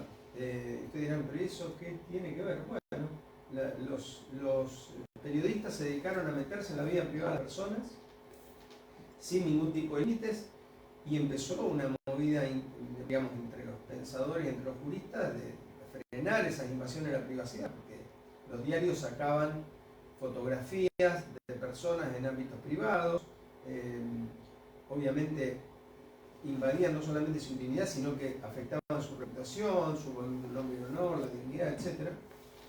Y allí Warren y Brandeis, que fueron dos juristas espléndidos de Estados Unidos, fundamentalmente Brandeis, que fue miembro de la Corte Suprema de Estados Unidos, inventaron el derecho a la privacidad. Se hablaba ya de aspectos relativos a la privacidad, pero no se había aludido a un nuevo derecho. Y ellos dicen el common law en su eterna juventud alcanza a cubrir nuevos derechos, que las nuevas tecnologías están necesitando, están requiriendo de esa respuesta jurídica. Y acá, bueno, la intención de crear los nuevos derechos, si bien fue muy bien dicho recién, no están creando derechos nuevos, en realidad lo que están haciendo es una extensión de derechos anteriores, o sea, una nueva aplicación de esos derechos a fenómenos concretos. Y esa especificación, el estudio de esa área, o de ese área, es lo que justifica hablar de neuroderechos. Si no, no haría falta, porque con hablar de derecho a integridad, derecho a intimidad, derecho a privacidad, derecho a la identidad, estaríamos diciendo continuidad psicológica, privacidad mental, integridad mental, etc. Bueno, decía que había un movimiento muy importante, y ese movimiento obviamente no solamente se da en el ámbito, no solamente ocurrió en Chile, ya se marcó que en el ámbito nacional se dio, y desde luego hay algunos documentos, lo voy a leer textualmente para que no confundir las palabras. Por ejemplo, en 2019, la OCDE adoptó la Recomendación sobre Innovación Responsable en Neurotecnología. En 2020, digo, esto es muy reciente, los documentos son muy recientes. En 2020, el Comité Internacional de Bioética de las Naciones Unidas, de la UNESCO, perdón, adopta ese borrador sobre cuestiones éticas en la neurotecnología. Y finalmente, el año pasado, en agosto, el Comité Jurídico Interamericano adoptó la Declaración Interamericana sobre Neurociencia, Neurotecnologías y Derechos Humanos, nuevos desafíos jurídicos para las Américas. Es decir, esto está en permanente discusión. Y estos foros fueron abiertos muy bien, sobre todo, miren, básicamente el Comité Jurídico Interamericano y la OEA se ocupó mucho del derecho a acceso a información pública a partir de antes de 2010, pero sacó documentos como la Ley Modelo de Acceso a Información Pública en 2010 y la actualizó el año pasado. Lo mismo hizo con las normas sobre protección de datos, la sacó un poquito más tarde, son unos estándares en 2014 y la actualizó el año pasado. Es decir, y sacó esto, es decir, hay toda una idea de que el derecho a la información, y la información, no solo la pública, sino especialmente la personal, merece una regulación específica. Y que tengamos centrado nuestra mirada en esas cuestiones. Si nos vamos a ponerla, ahí está, les vamos a poner la primera. Si nos vamos al tema que tenemos hoy concretamente, vamos a ver que estamos en el neuroderecho estaría dentro de, sería una especialidad interdisciplinaria, ¿no? Pasar la primera, por favor. ¿Por qué? Porque sería el lugar donde se encuentran la neurociencia y el derecho. Básicamente esto lo estuvimos viendo recién de alguna manera gráfica, ¿no? Pero bueno, la neurociencia y el derecho se encuentran en diversas disciplinas. Acá estuvimos viendo derechos fundamentales, derecho constitucional, pero también se encuentra en el derecho penal, en el derecho civil, en los procedimientos penales, bueno, los derechos humanos de lo que veníamos viendo. Siguiente. ¿Cuáles serían las proyecciones del neuroderecho en general? Primero, podría dar lugar a una mejor apreciación de la responsabilidad penal, es decir, el estudio del cerebro a través de técnicas hábiles o habilitadas o no ilegales permitiría determinar el grado de culpa o de conciencia en cuanto al grado del hecho, el riesgo de reincidencia, una mejor, más que aceptación, como dice el slide, una mejor comprensión de los factores de atenuación de la responsabilidad a través del estudio de la persona y de su cerebro. En cuanto al derecho civil, bueno, antes hablaba de la capacidad, lo mencionó el expositor anterior. Bueno, uno podría decir, podemos apreciar mejor si esta persona era capaz civilmente para realizar ese contrato, si estaba en mejores o peores condiciones, si ese testamento es válido o no es válido de acuerdo a cómo estaba el estado de su cerebro, si se casó. Bueno, hubo muchos casos de personas mayores que fueron, digamos, perseguidos por algunas personas que querían quedarse con el dinero y sacárselo a los herederos naturales. Esto lo hemos visto, ¿no? Hay muchos casos, incluso judicializados. Un gran jugador de fútbol argentino de allá de antaño, que no voy a recordar el nombre ahora, que jugó en España. No, yo, fútbol no, cero. Fútbol nada. Bueno, Di Stéfano. Di Salvador Stéfano. Hubo un lío bastante importante porque estuvo en esa situación.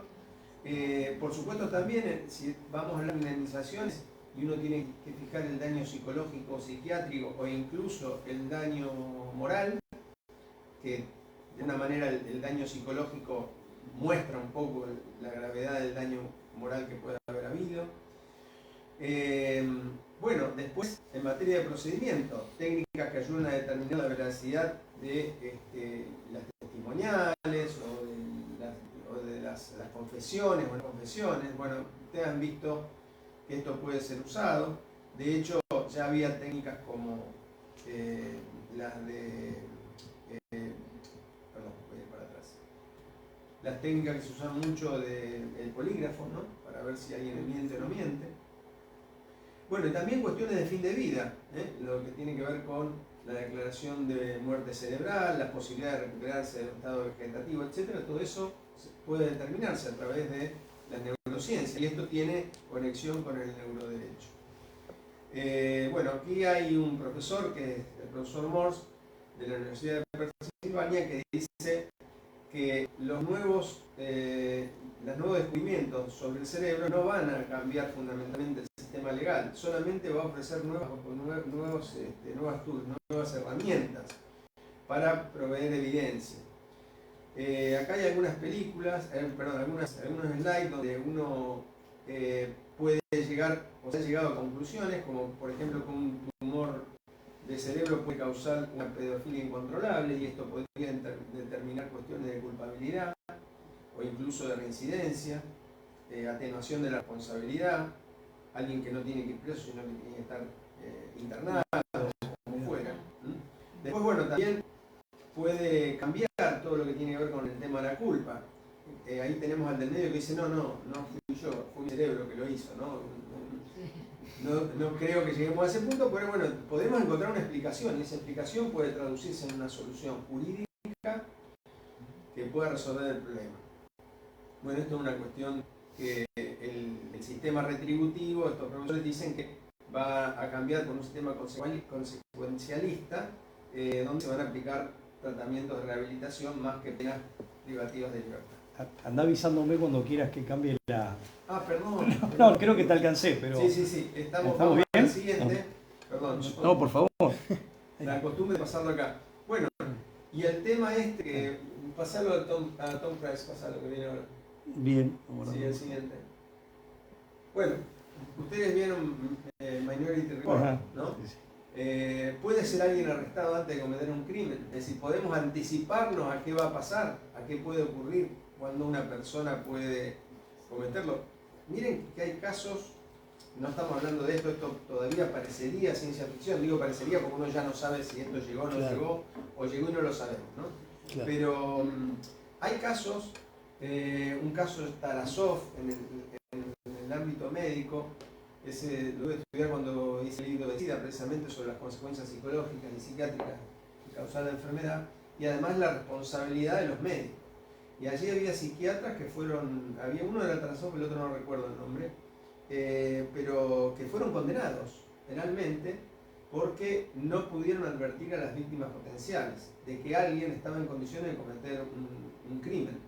De hecho, uno de los casos fue de un veterano de guerra que fue atendido por el psiquiatra, estaba internado, el psiquiatra le da el alta, el veterano de guerra le decía permanentemente que iba a agarrar una ametralladora o algo así, iba a matar a todo el mundo, e hizo exactamente eso y fue condenado al médico.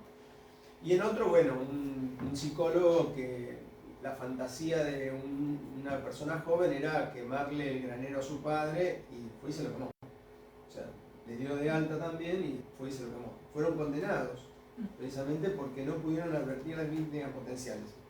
Está conectado con digo, hay situaciones donde si uno puede determinar que hay un riesgo, tiene la obligación de informar y de contener ese posible crimen. Por supuesto, los escaneos de cerebro pueden, acá la revista Nature dice que pueden predecir qué criminales están más propensos a reincidir. Ahí están algunos resultados de algunos estudios, por ejemplo, algunos ex prisioneros que mostraron una baja actividad en la región del cerebro asociada con la decisión, que lo explicó bien el médico, y la acción, cometen más crímenes que nosotros.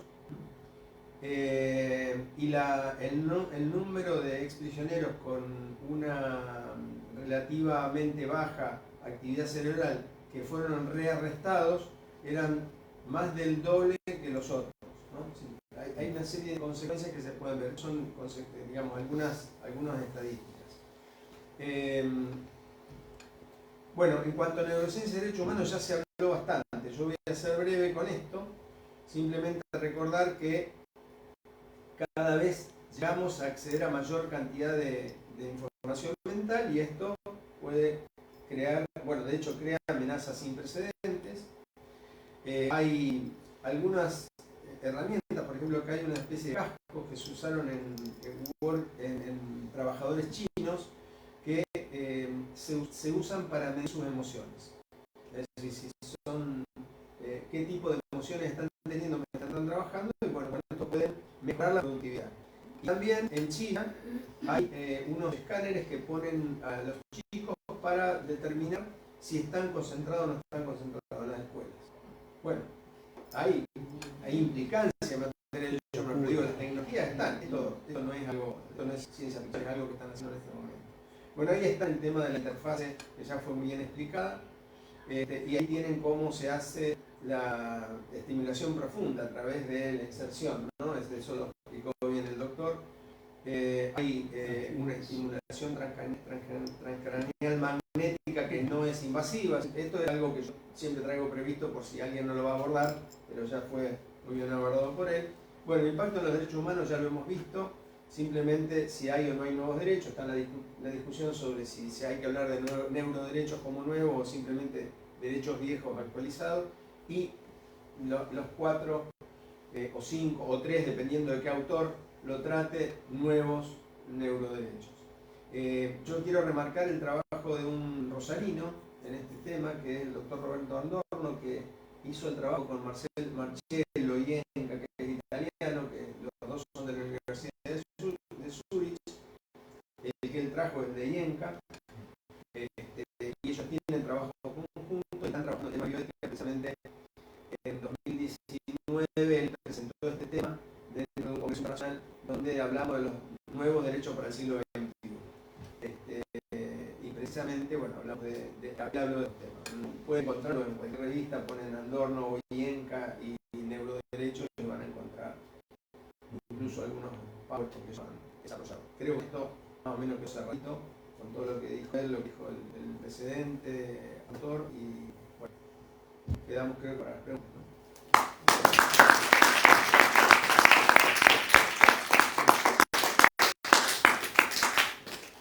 Bueno, dada la hora, vamos a habilitar un pequeño espacio de preguntas, aunque en realidad es para quedarse hasta las 3 de la mañana.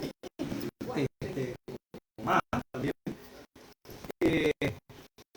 Simplemente preguntarle, doctor, con la primera disertación, la posibilidad de escribir pensamientos. Por una cosa es inducir estados anímicos, eso creo que tiene una factibilidad mucho mayor, por lo menos son estados anímicos momentáneos, pero la posibilidad de escribir pensamientos, algunos autores hablan de telepatía electrónica, ¿eso es factible o todavía no?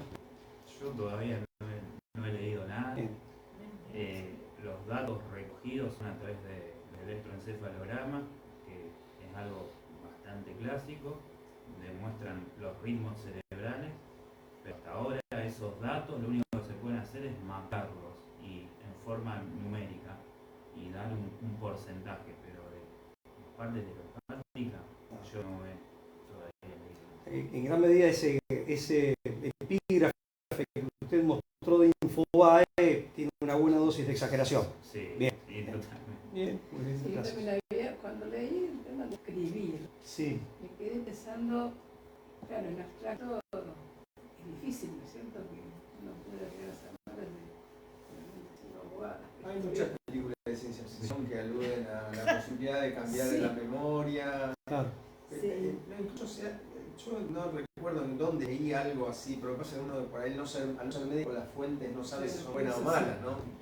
Leí algo como que es posible no solamente mejorar la memoria a través de determinados electrodos colocados en algunos lugares, sino también eliminar parte de lo que uno no quiere recordar. Pero eso no lo puedo cotejar científicamente porque no es mi área, ¿no?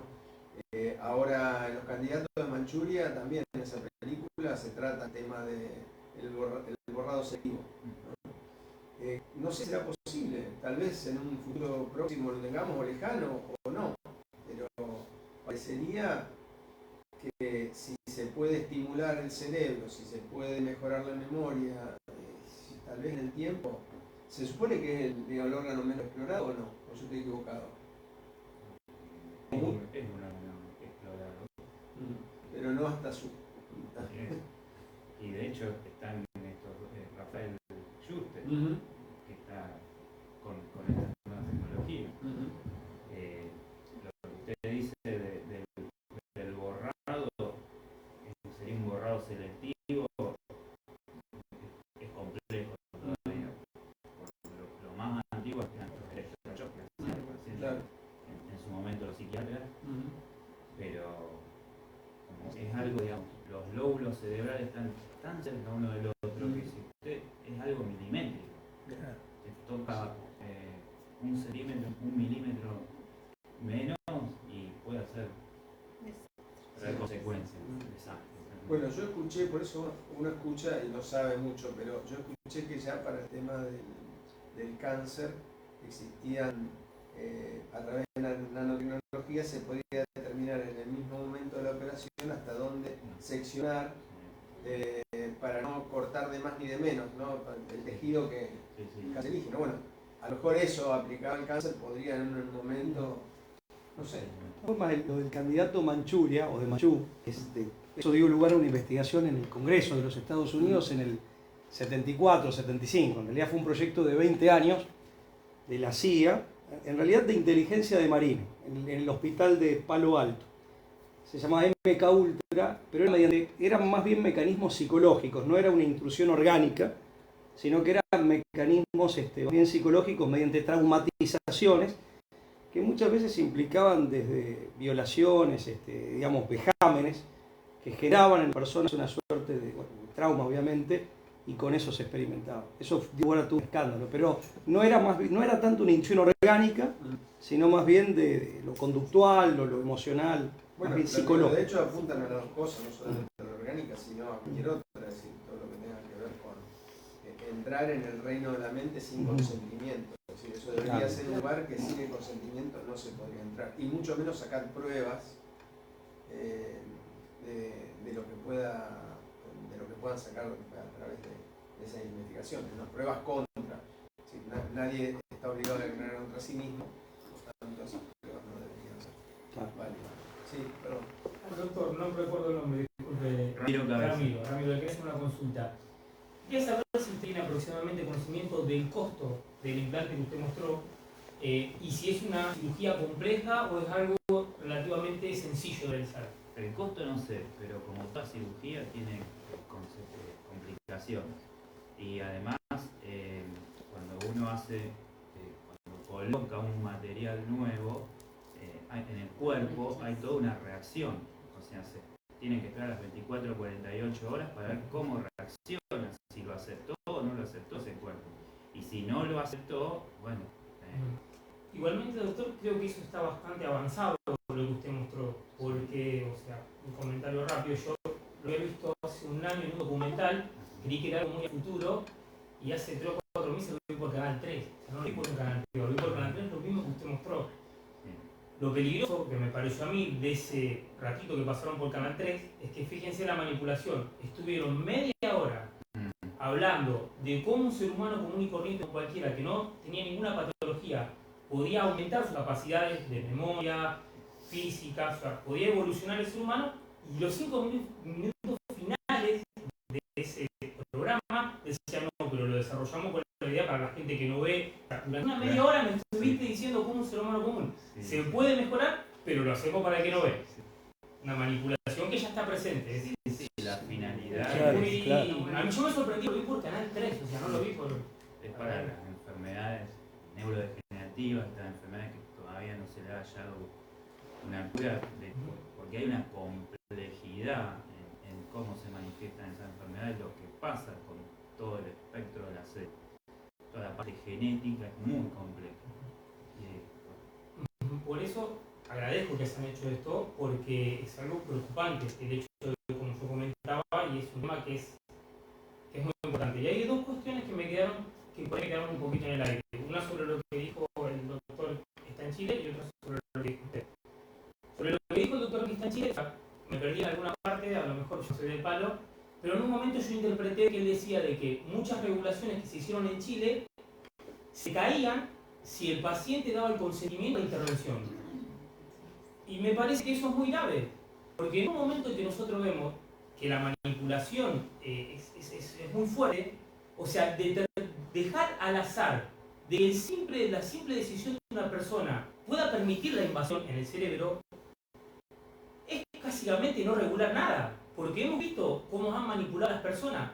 Imagínense este contexto, ¿no? En el que a vos te dicen, mediante una propaganda, que vos podés mejorar tu situación, podés mejorar tus capacidades, y te lo ponen al alcance de la mano, que con tu consentimiento podés acceder. ¿Quién se negaría? O sea, si no regulamos realmente fuertemente, como no me acuerdo quién fue que lo dijo, de que realmente sea para la persona que lo necesita, y lo dejamos librado al azar, me parece a mí que es como no regular nada. Me da esa sensación, no sé. Javier, no sé si escuchaste que aquí uno de los asistentes, desafortunadamente no puedo dar vuelta a la cámara, hizo referencia a vos. No sé si lograste escuchar el comentario que hacía uno de los asistentes aquí, que si querés comentar algo al respecto. Sí, efectivamente él tiene razón, porque la ley nueva que está en el Congreso de Chile, próxima a aprobarse, contempla esta posibilidad de levantar estas prohibiciones en la medida que la persona, el paciente, dé su consentimiento para que, ¿no es cierto?, le intervengan con neurotecnología. Por lo tanto, la protección que dice la ley es muy relativa, en el sentido que basta que la persona dé su consentimiento, y, bueno, hasta ahí llega, digamos, la protección de los neuroderechos. Entonces, es delicado el tema, y creo que estas intervenciones, que pueden ser muy serias para una persona, deberían tener una protección mayor.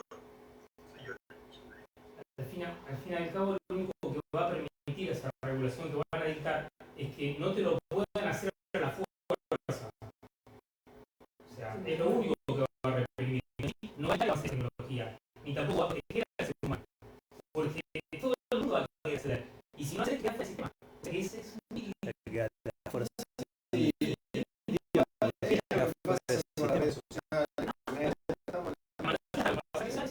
el tema es la regulación sea suficientemente alta como para no crear desigualdades y de alguna manera, bueno, lo que tiene que ver con los efectos nocivos. El derecho a la protección de datos se desarrolla, por ejemplo, precisamente frente a los efectos nocivos de la tecnología, y aparecen a partir. Hay 4 generaciones de protección de datos, pero digamos, las más fuertes son las de las 2 últimas generaciones, a partir del 95. O sea, empieza a haber nuevos derechos porque se dan cuenta que las nuevas tecnologías generan la necesidad, por ejemplo, el derecho al olvido, que es un derecho viejo, pero que en Internet se transforma y requiere de una regulación específica. El Reglamento General de Protección de Datos de la Unión Europea lo trae de manera expresa. El Superior Tribunal de Justicia de la Unión Europea lo reconoció en el 2014, antes que fuera norma. Pero es un derecho al olvido 2.0, el de Internet, que no es el anterior, que consistía más que nada en indemnizaciones. Este no, es no la eliminación, sino la desindexación. Poner un límite a lo que Internet al modo en que Internet nos daña. ¿Cómo nos daña en este caso? Porque no olvida. Antes olvidaba, cuando vos salías en un diario, en la televisión, que lo tenías que encontrar y tenías que ir a una biblioteca. Ahora vas a poner el nombre de la persona y te aparece todo. Y te aparece generalmente primero o peor, porque es lo que Claro.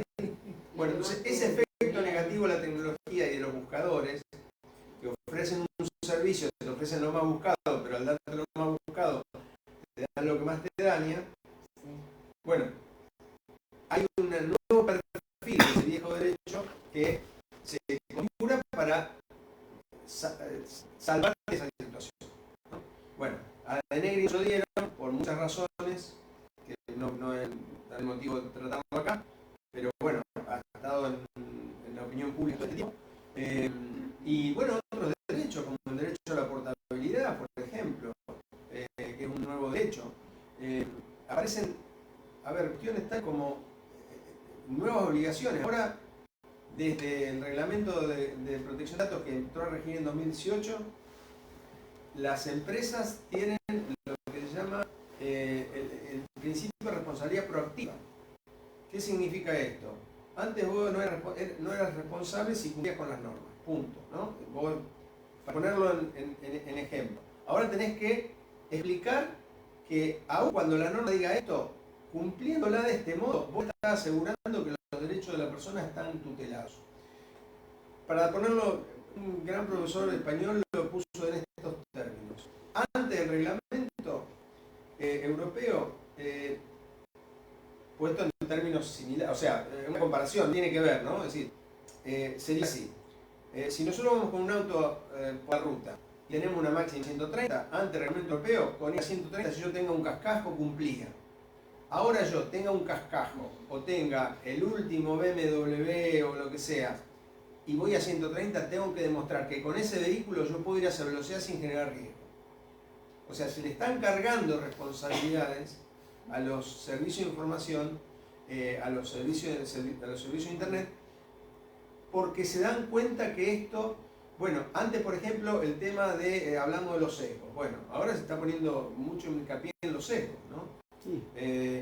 Bueno, esto salió. Antes las decisiones automatizadas estaban prohibidas en el ámbito, digamos, en el ámbito público. Es decir, ni un tribunal ni ningún funcionario público podía basar sus decisiones en decisiones automatizadas. Hoy no lo pueden hacer los privados. Todo esto, ¿por qué? Porque van avanzando en la legislación tratando de contener, un poco atrás, tratando de contener los avances. O sea, ver de qué manera contienen los efectos perniciosos de los avances. Ahora se dieron, bueno, blockchain o cadena de bloques, que son bases de datos descentralizadas, están desde el siglo pasado, pero tienen eclosión ahora. Bueno, el reglamento europeo no reguló nada sobre blockchain. Y ahora estamos ante un desafío. Por muchos motivos que no vienen al caso, no me quiero ir del tema, pero todas las tecnologías están generando el uso, las novedades que se generan, están generando daños. Y esos daños están tratando de ser contenidos a través de regulación. Es lo que está tratando de hacer Chile a través de su ley, lo que está haciendo en la nueva constitución, y lo que, bueno, en general se está tratando de hacer a nivel internacional. Ahora, con estas cuestiones que yo mencioné al principio, ¿no? Es decir, la UNESCO, la OCDE, el Comité Olímpico Americano, se están preocupando por estas cuestiones. Bueno.